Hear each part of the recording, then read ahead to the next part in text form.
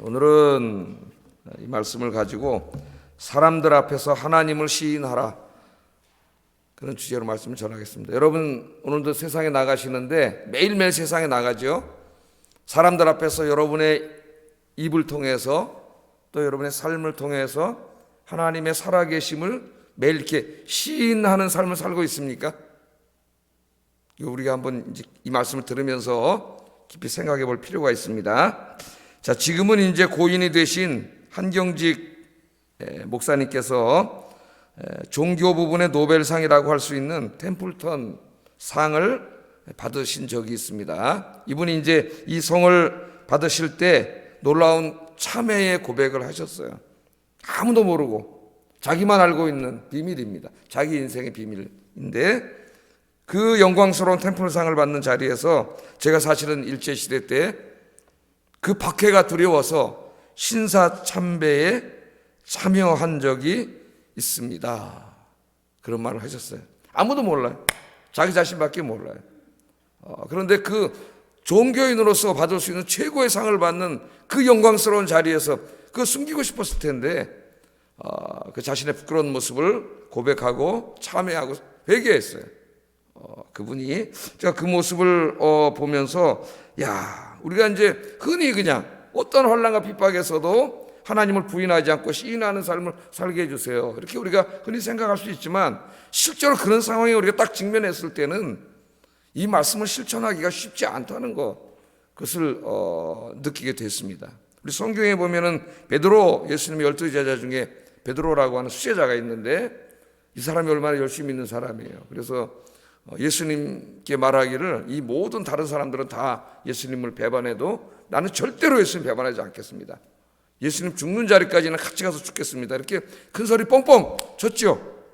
그러나 실제로 예수님의 재판받으시는 그날, 이제 오늘 금요일인데 멀리서 예수님을 따라가다가 그 여종 앞에서 부끄럽게도 예수님을 시인하지 못하고 3번이나 예수님을 부인하는 부끄러운 일을 행하고 말았습니다. 그때 주님이 말씀하신 것처럼 닭이 울었고 그때 베드로가 깨닫고 이제 통에 자복하게 됩니다.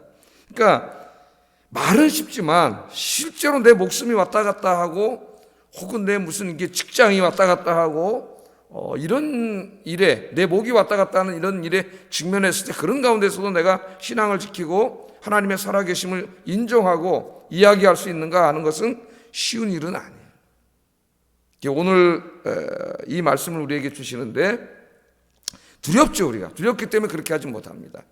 그래서 오늘 이제 이 말씀을 증거하려고 하는데 여러분 저 마태복음 10장을 우리가 쭉 공부해 왔습니다. 이번에 고난주간에 마태복음 10장을 공부해 왔어요. 마태복음 10장은 어떤 말씀이에요? 전체가 예수님께서 12명의 제자들을 2명씩 짝지어가지고 세상으로 파송하시면서 그들에게 주신 교훈의 말씀입니다. 그러니까 마태복음 10장은 그 원래적인 문맥은 선교적인 문맥에서 주신 말씀이에요. 2명씩 짝을 지어서 세상으로 나가서 하나님 나라의 복음을, 천국 복음을 증거해라. 그런데 그 증거할 때에 어떤 자세를 가져야 되느냐, 어떻게 증거해야 되느냐, 여기에 대해서 가르친 교훈의 말씀들이 지금 10장에 계속 나와 있어요. 그래서 처음에는 이제 선교의 기본적인 그런 것을 가르쳐 주셨죠.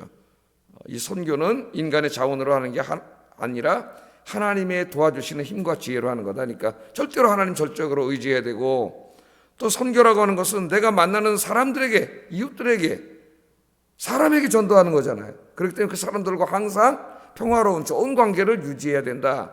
이런 전도의 기본적인 것들을 맨 처음에 가르쳐 주셨습니다. 그 다음에는 이제 전도하러 세상에 나가야 되는데 우리가 복음을 전하는 세상이 그렇게 녹록한 꽃길이 아니라는 걸 우리 예수님 말씀하셨어요.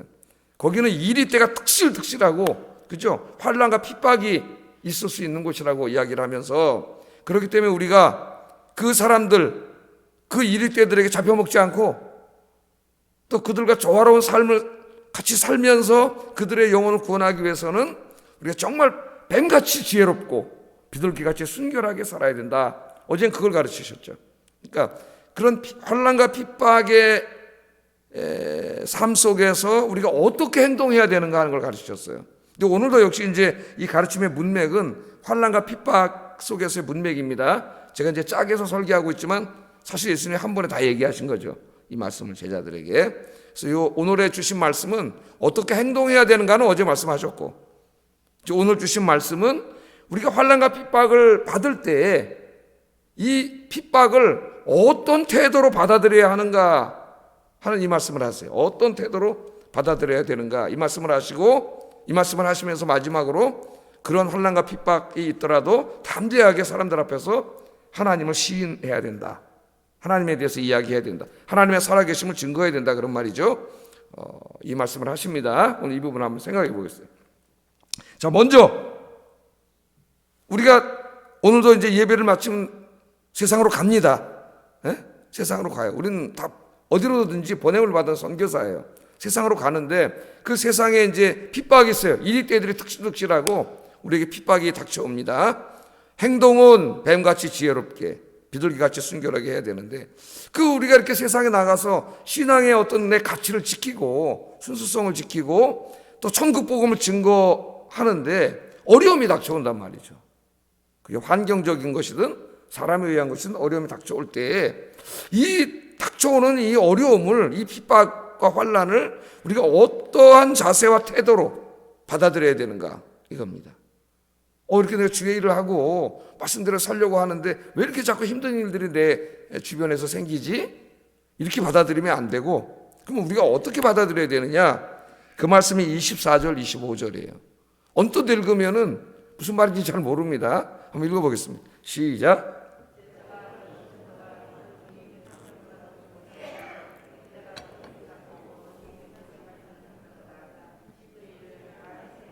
하물며 그 집 사람들이랴.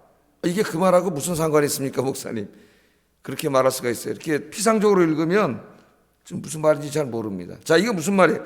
예수님께서 예수님과 제자들의 관계를 말씀하시는데 세 가지 비유를 들었어요. 첫째는 뭐예요? 제자와 선생. 제자와 선생. 그 다음에는 종과 그 종의 상전.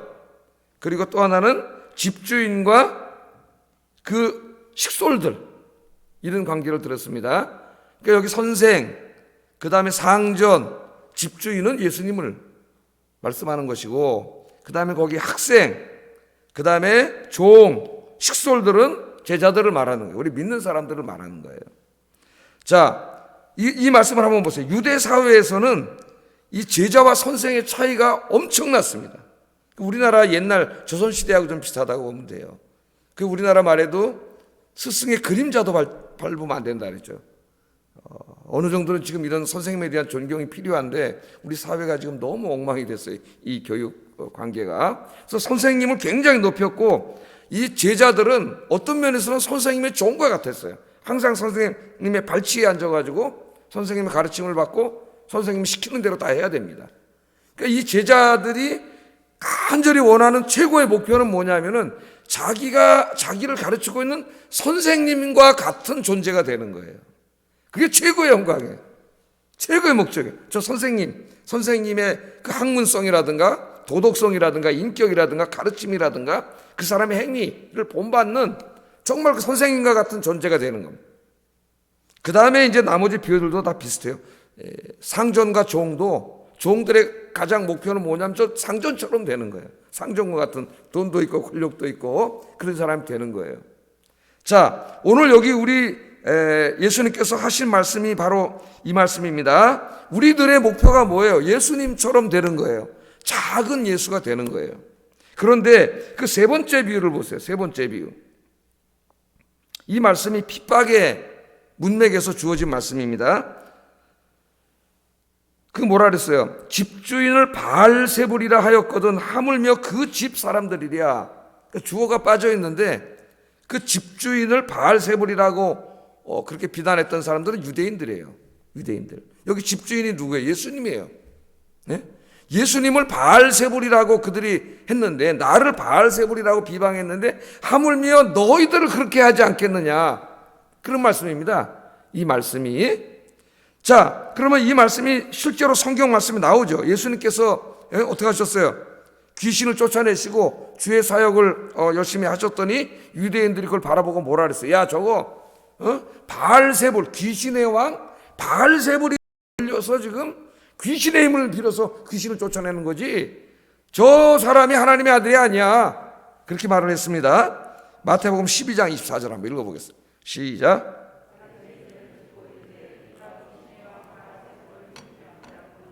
귀신을 쫓아내지 못하느니라 하거늘 그렇게 말씀하셨어요. 자, 바알세불을 뭐라 했습니까? 이 사람 귀신의 왕이라 그랬어요. 그럼 귀신의 왕은 누구예요? 사탄이에요. 사탄.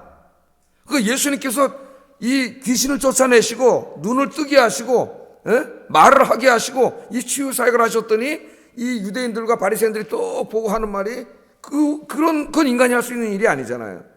저분이 정말 하나님의 아들이고 구원자구나 이렇게 믿어야 되는데 믿지 않고 오히려 비방을 하고 조롱을 하고 모욕을 했어요. 뭐라고? 저거 귀신 들렸다. 귀신. 아니 저 귀신의 왕일지도 몰라. 그래서 귀신의 왕의 힘을 빌려가지고 귀신을 쫓아냈어. 저자가 바로 귀신의 왕이야. 사탄이야. 예수님께 지금 그렇게 하고 있는 거예요. 그럼 지금 예수님이 뭐라고 말씀하시는 거예요? 저들이 나에 대해서도 바알세불 귀신의 왕 사탄이라고 얘기했는데 너희들이 이제 나가서 복음을 전하고 주의 일을 할 때에 너희들에게 그렇게 하지 않겠느냐. 집 주인에게도 그랬는데 당연히 너희들도 그렇게 핍박하고 조롱하고 모욕하고 그렇게 할 것이라는 거예요. 그 말씀을 여기 하고 있습니다. 그러면 앞에 있는 말씀과 한번 연결을 시켜보세요. 자, 우리가 주의 일을 해 세상에 나가서 정말 신앙인으로서 잘 살아가고 천국 복음을 증거하며 살아가는데 이런 이제 조롱과 모욕을 당하고 핍박을 받는 거예요. 그때 우리가 어떻게 해야 되느냐? 이걸 기쁨과 영광으로 받아들여야 된다는 겁니다. 왜? 예수님도 이 고난을 당했잖아요. 여러분 예수님께서 앞으로 이 사역을 감당하시고 우리를 구원하시기 위해서 당한 고난을 우리는 잘 알고 있습니다. 결국에는 예수님께서 이렇게 귀신의 왕이다 사탄이다 이런 모욕적인 말도 들으시고 툭하면 죽이려고 그래가지고 예수님이 자리를 피하고 막 그랬죠. 결국에는 체포돼가지고 어떻게 하셨어요? 끌려다니면서 재판을 받고 갈대로 뺨을 때리고 침을 얼굴에다 뱉고 이게 얼마나 모욕적입니까? 머리에 가시관을 씌워서 피가 흘러내리고 십자가를 치고 끌고 올라가서 두 손과 두 발에 대못을 박아가지고 6시간 동안 고통받으면서 죽으셨어요. 우리 예수님께서. 자, 아까 뭐라 그랬어요? 제자들의 가장 큰 영광은 뭐라고요? 선생님처럼 되는 거예요. 선생님의 길을 가는 거예요.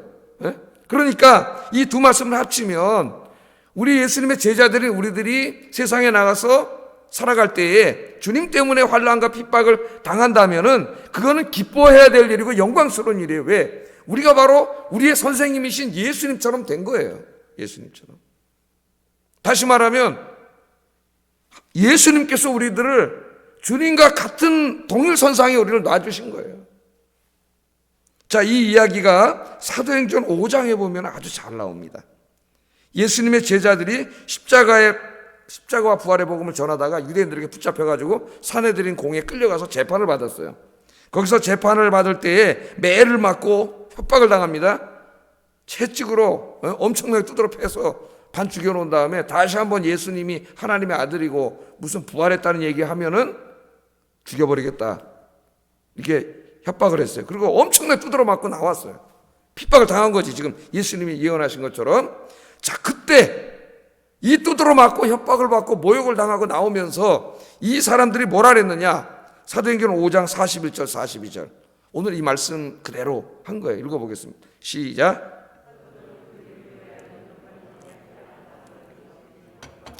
공회 앞을 떠나니라. 그들이 날마다 성전에 있든지 집에 있든지 예수는 그리스도라고 가르치기와 전도하기를 그치지 아니하니라.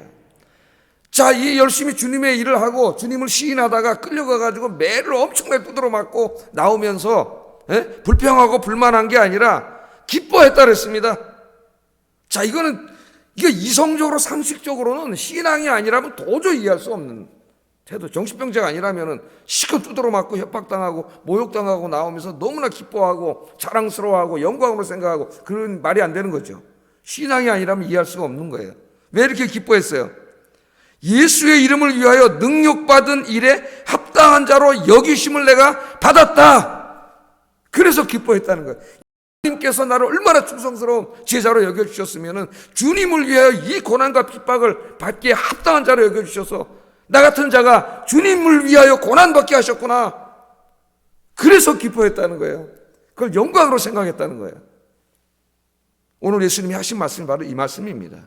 이 고난을 우리가 기쁨과 영광으로 이렇게 받아들여야 된다는 거예요. 왜? 제자의 가장 큰 영광은 스승과 같은 길을 가는 거예요. 그래서 사도 바울도 고린도 후서 4장 10절 11절에 보면 자기가 평생 동안 예수의 죽음을 자기 몸에 짊어지는 삶을 살았다랍니다. 한번 이것도 읽어볼까요? 고린도후서 4장 10절 11절 읽어보겠습니다. 시작.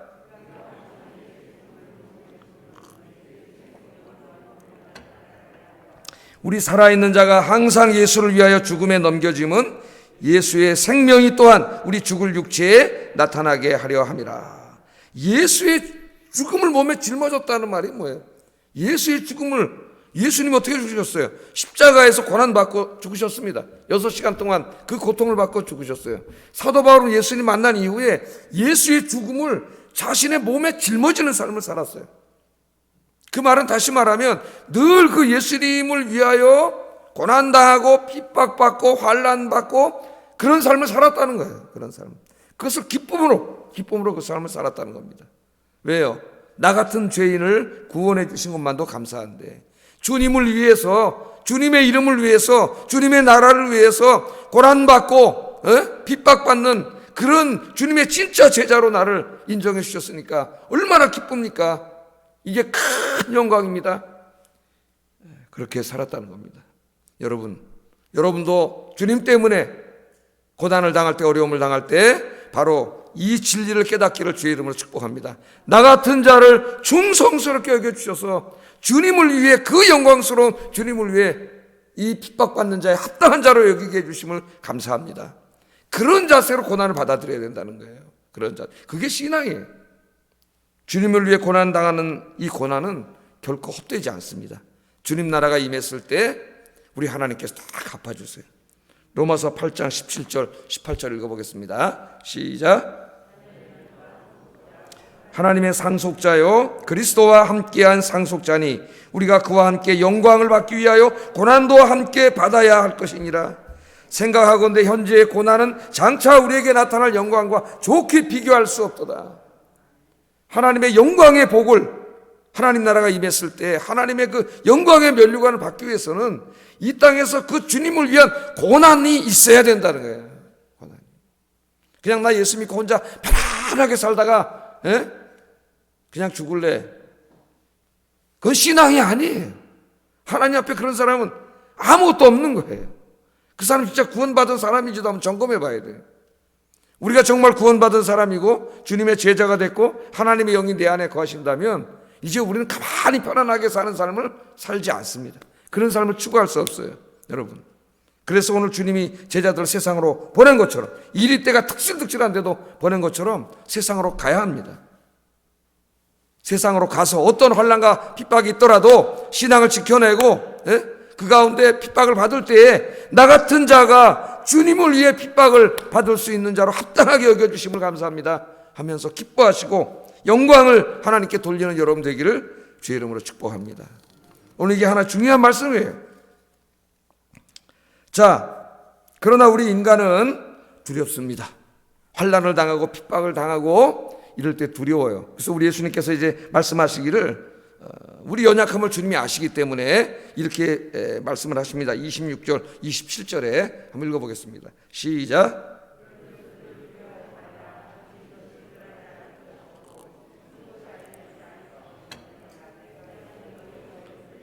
광명한 데서 말하며 너희가 귓속말로 듣는 것을 집 위에서 전파하리라. 그렇게 말씀을 하셨습니다. 자, 두려워하지 말라. 그들을 두려워하지 말라. 이렇게 말씀하셨어요.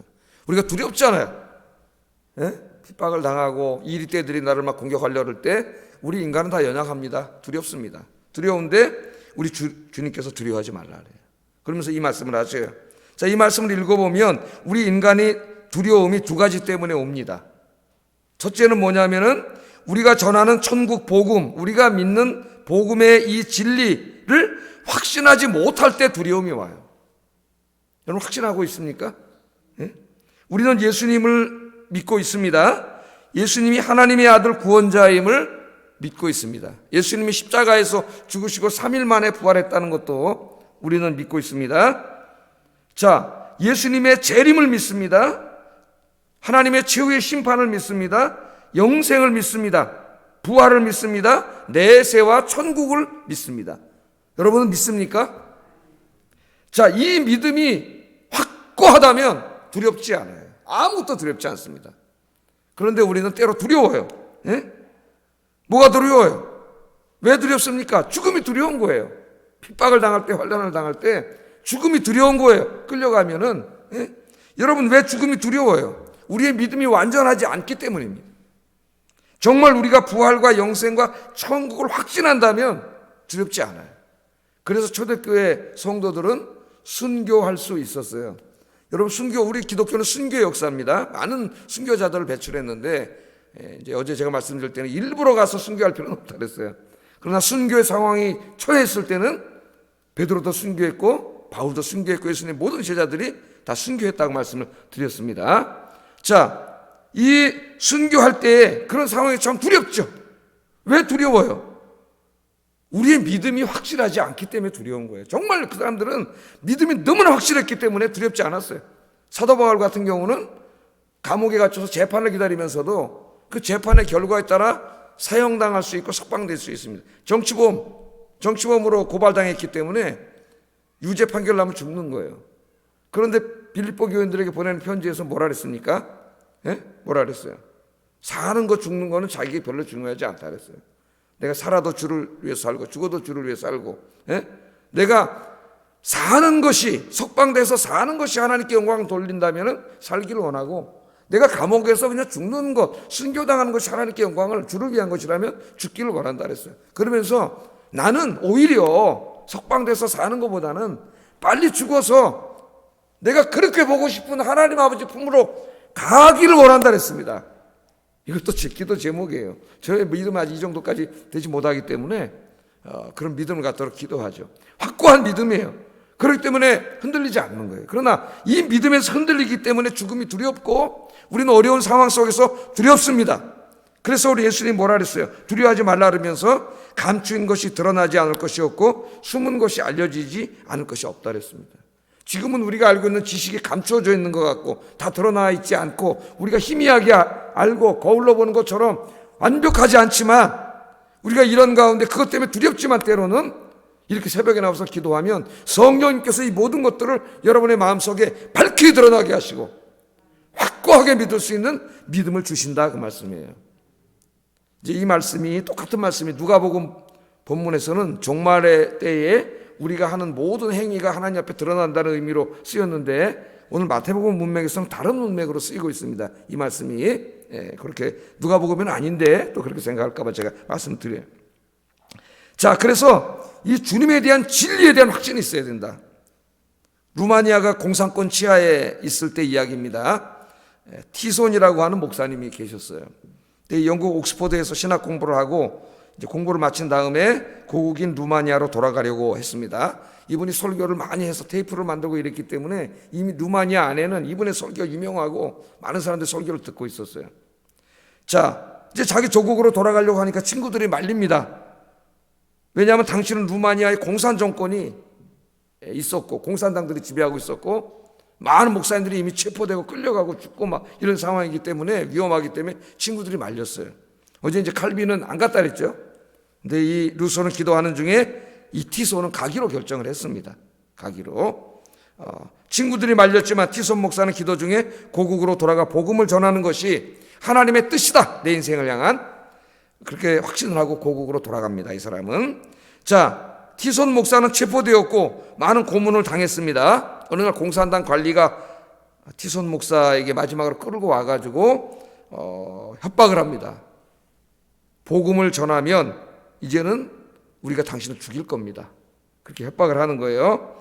자, 티손 목사는 죽음으로 위협하는 공산당 관리에게 이렇게 말을 합니다. 당신이 가진 무기는 죽이는 것이지만 내가 가지고 있는 무기는 죽어서 순교하는 겁니다. 알다시피 나의 설교 테이프가 전국에 배포되어 있습니다. 당신이 나를 죽이면 수많은 사람들이 피로 물든 순교자의 메시지를 들으려고 야단일 것입니다. 나는 순교당하는 것을 최고의 승리라고 생각하고 있습니다. 죽음도 두렵지 않습니다. 그러니까 당신 마음대로 하시오. 여러분도 이런 믿음의 사람이 되길 바랍니다. 예? 예. 자, 공산당 관리는 순교를 결심한 티손 목사를 어떻게 할 수가 없었어요.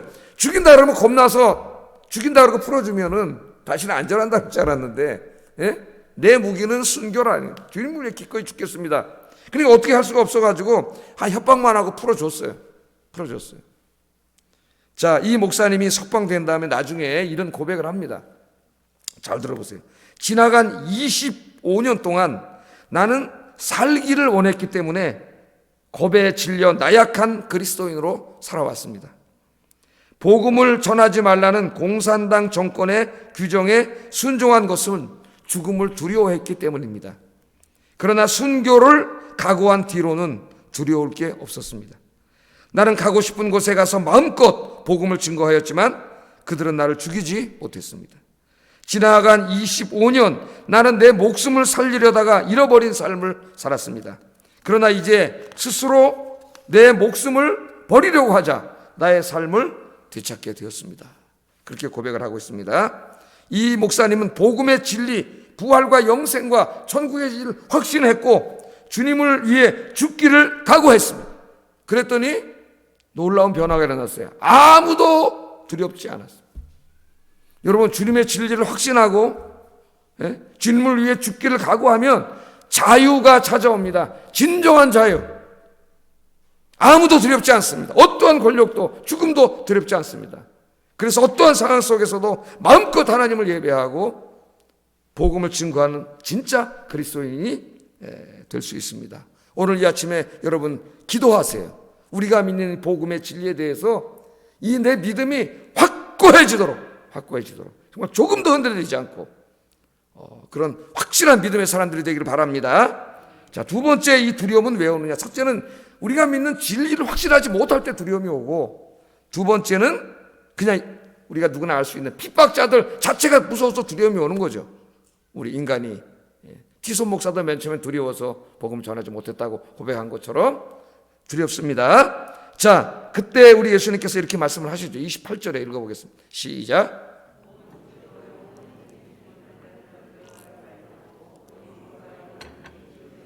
멸할 수 있는 일을 두려워하라. 예수님은 박해하는 자들을 두려워하지 말라고 말씀하십니다. 그들이 할 수 있는 일은 기껏해야 우리의 몸을 죽일 수 있을 뿐이라는 거예요. 그들은 생명의 본질인 우리의 영혼은 어떻게 할 수 없습니다. 우리가 정말 두려워해야 할 분은 하나님이세요. 하나님 우리의 몸과 영혼을 다 멸하여 지옥불에 던질 수 있는 그런 분이 바로 하나님이십니다. 그래서 예수님은 사람 두려워하지 말고 하나님을 두려워해라. 하나님을 두려워해라. 하나님을 의지해라. 그러면 하나님이 지켜주신다. 하나님. 여러분 믿습니까? 하나님 지켜주세요. 우리가 세상으로 나갈 때 우리 혼자가 아니에요. 누가 함께 계셔요?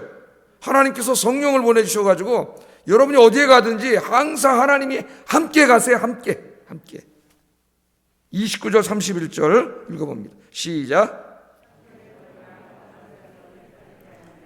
그러나 너희 아버지께서 허락하지 아니하시면 그 하나도 땅에 떨어지지 아니하리라. 너희에게는 머리털까지 다 세신 바 되었나니 두려워하지 말라. 너희는 많은 참새보다 귀하니라.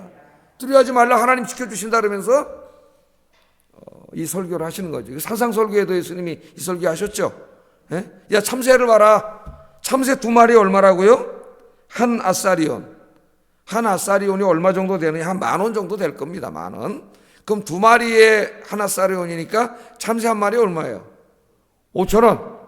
그러니까 이때 사람들이 먹던 식품 중에서 제일 저렴하고 싸고 가난한 사람들이 먹던 거예요. 참새.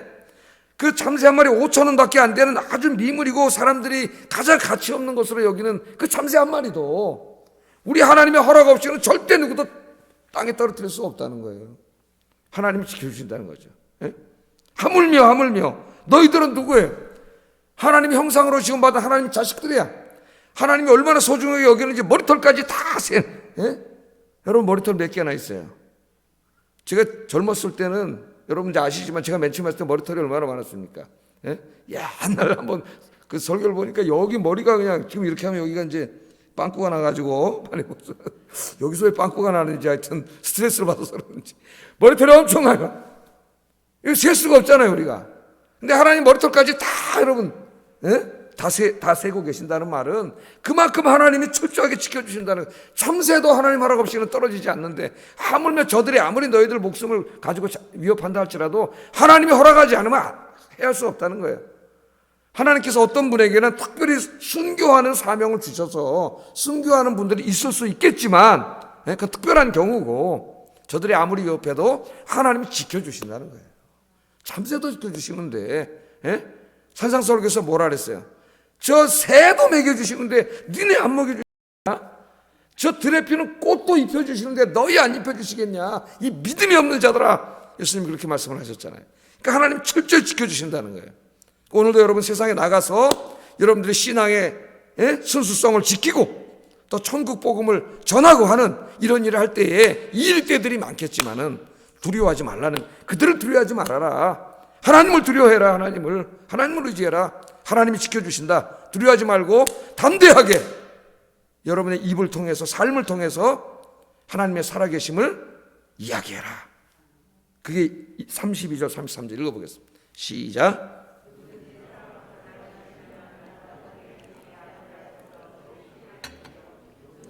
나를 부인하면 나도 하늘에 계신 내 아버지 앞에서 그를 부인하리라. 아멘.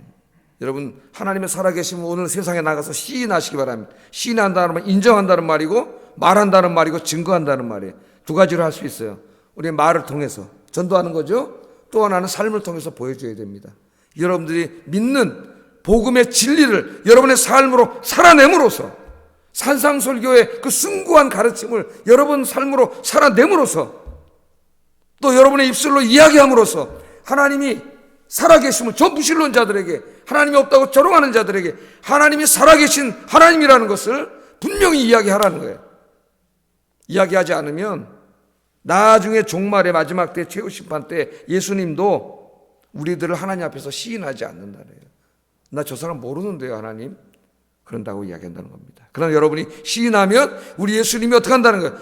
저 사람, 저기 저 아영교 어떤 집사님 정말 이 땅에 살 때에 저 입술로, 삶으로 하나님 살아계심을 증거하던 사람입니다. 환난과 핍박 속에서도 증거하던 사람입니다. 그렇게 이야기하신다는 거예요. 여러분들이 이 축복의 사람들이 되시기를 주의 이름으로 축복합니다. 기도하겠습니다.